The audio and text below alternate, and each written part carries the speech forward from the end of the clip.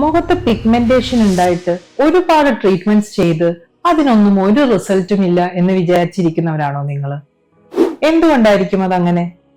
ഈ പിഗ്മെന്റേഷൻ എന്ന് പറയുമ്പോൾ ഫേസിന്റെ ഈ സൈഡ് ഭാഗത്ത്, കഴുത്തില്, കൈയുടെ ഇവിടെ എല്ലാം വരുന്ന, അതിന് നമ്മൾ മെഡിക്കലി പറയുന്നത് അക്കൻതോസിസ് നൈഗ്ര എന്നാണ്.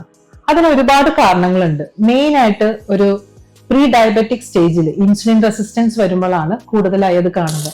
പിന്നെ ചിലവരിൽ പ്രഗ്നൻസിയിൽ കാണാറുണ്ട്. തൈറോയ്ഡ് ഇഷ്യൂസ് ഉള്ളവർക്ക്, ഹൈ കൊളസ്ട്രോൾ ഉള്ളവർക്കും ഈ ഒരു അസുഖം കാണാറുണ്ട്.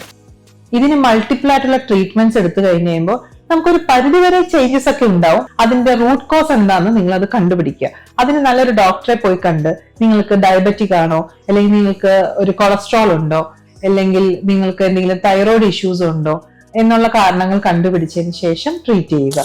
ആ മൂലകാരണം എന്താണോ അതിന് ട്രീറ്റ് ചെയ്താൽ മാത്രമാണ് ഈ അക്കൻതോസിസ് നൈഗ്ര നമ്മുടെ ബോഡിയിൽ നിന്ന് തുടച്ചു മാറ്റാൻ പറ്റുകയുള്ളൂ.